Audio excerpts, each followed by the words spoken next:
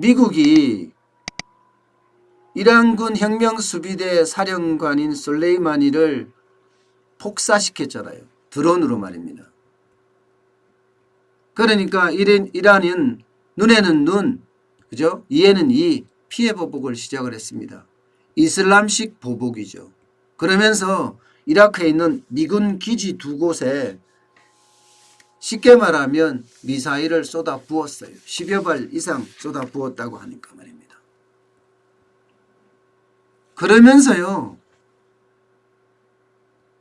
이게 피해 보복의 시작이다, 이렇게 이야기를 했습니다. 그러면 뭐 결론적으로 여러분, 이란과 미국의 전면전이 날까요? 저는 어제도 말씀드렸지만 전면전은 나지 않는다예요. 왜냐하면 기본적으로 이란에서는요, 솔레이마니가 폭사당한 것처럼 비례적 보복을 하겠다 하는 이야기를 했습니다. 비례적 보복을. 비례적 보복이라면 그에 상응하는 보복이라는 거잖아요. 트럼프도요, 미군 기지가 폭격을 받았는데 즉각 대응하지 않았습니다. 그 대신에 카타르 국왕하고 통화를 한다든가 사우디아라비아의 국방 차관하고 면담을 한다든가 이런 행동을 선택을 했습니다. 이것을 보면요, 끝까지 전쟁으로 이어지지는 않을 거다 하는 게 일반적입니다. 그렇지만 이란이 이라크에 있는 미군 기지에 대한 공격을 했는데 여기에 사상자가 많다면 상황이 달라질 수도 있다 하는 생각도 또 했었거든요. 이란은 뭐 80명 이상 죽고 그에 따른 헬리콥터, 드론, 군사 장비가 심각하게 손상을 받았다 이야기를 했지만 트럼프 대통령이 조금 전에 트럼프 대통령은요, 미군 사상자는 한 명도 없다 이렇게 이야기를 했어요. 쉽게 말하면 조기경보 체제가 갖춰져서 이란의 미사일 공격에도 괜찮다 이렇게 지금 판단을 하고 있는 거죠. 이렇게 되면요, 아마 세계 경제나 우리 경제에도 제한적인 충격이 오지 않을까 그렇게 예상을 합니다. 일반적으로 중동 전쟁이 일어났을 때 이란 이라크 전쟁도 있었고요. 그 다음에 걸프전도 있었고요. 또 이라크전도 있었단 말입니다. 그때마다 시장은 어떻게 반응을 했느냐. 시장은 잠깐 떨어졌다가 다시 회복하는 그런 모양새를 보였습니다. 그렇기 때문에 이게 큰 충격으로 오지는 않을 거다, 그렇게 예상들은 하고 있어요. 그렇지만 트럼프의 이번 솔레이마니 폭사 사건도 어찌 보면 아메리칸 퍼스트, 미국 우선주의에서 나온 것 아니냐, 굉장히 전략적인 판단에서 했을 거라고 생각이 되는 부분이거든요.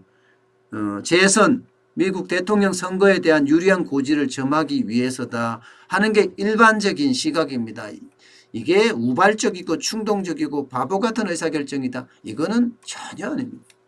전혀 아닙니다. 트럼프가 그렇게 저는 바보라고 생각을 하지 않습니다. 굉장히 충동적인 건 사실이나 그 충동적인 게 그대로 행동에 나타나서 본인을 망치는 그런 의사결정을 하지는 않습니다. 이번 솔레이마니 폭사 사건은 여러 가지로 전략적인 의미가 깊습니다. 솔레이마니 사령관 자체가 사실은 중동의 군사로서는 1등 전문가고요. 게다가 이란군 혁명수비대에서 오랫동안 잔뼈가 굵은 사람이고 이란의 2인자이고, 그러면 중동에 미국의 어떤 친미국가들이 꽤 있을 거 아니에요. 여기에 대한 보복 공격이나 혹은 IS 무장 세력을 지원한다든가 또 친이란 그 무장 세력들 있잖아요.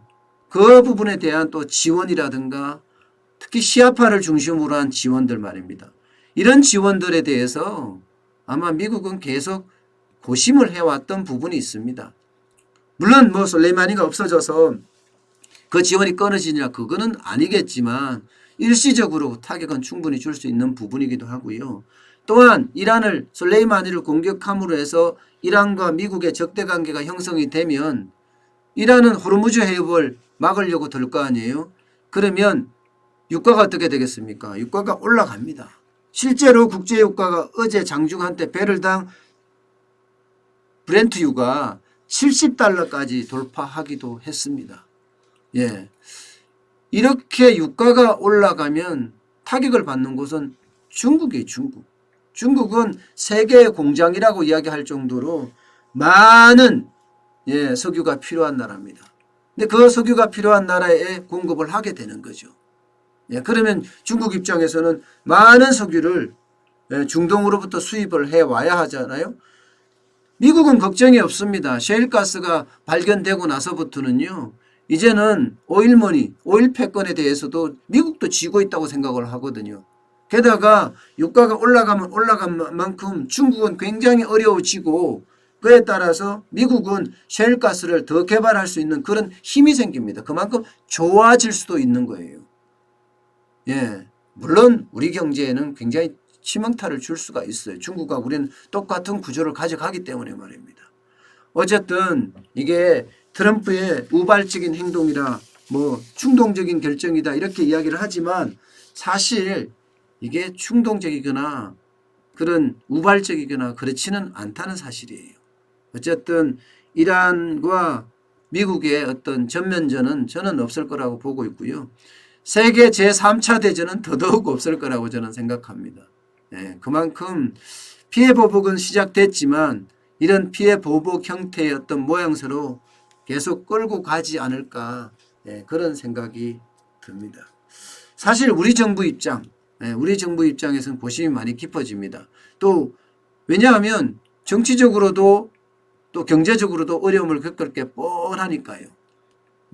기본적으로는 이란과 미국의 전쟁이 중동 정세를 불안하게 하니까 우리는 사실 이라크나 뭐 우리 국내 기업만 하더라도 14개 이상이 지금 나가서 중동에서 활동을 하고 있거든요. 그러면 그 기업들에 대한 피해도 있을 수 있고요. 또한 호르무즈 해협에 군사를 파견해 달라는 미국의 어떤 이야기 이것도 지금 고심이 굉장히 깊습니다. 지금 현재는 아덴만에서 활동하는 청해 부대를 그죠? 그 작전 반경을 호르무즈 해협까지 넓히는 방향으로 잡고 있거든요. 그런데 이란은 우방 국가들은 미국의 우방 국가죠. 가담하지 마라. 가담하면은 그에 대한 보복을 하겠다 하는 이야기까지 할 정도이기 때문에 대한민국의 어떤 정치 경제적인 의사결정은 점점 어려워지는 그런 형국으로 가지 않을까 그렇게 예상이 되고요. 아마도 군사적인 의사결정은 자체 파견 정도로 가지 않을까 이렇게 예상을 합니다.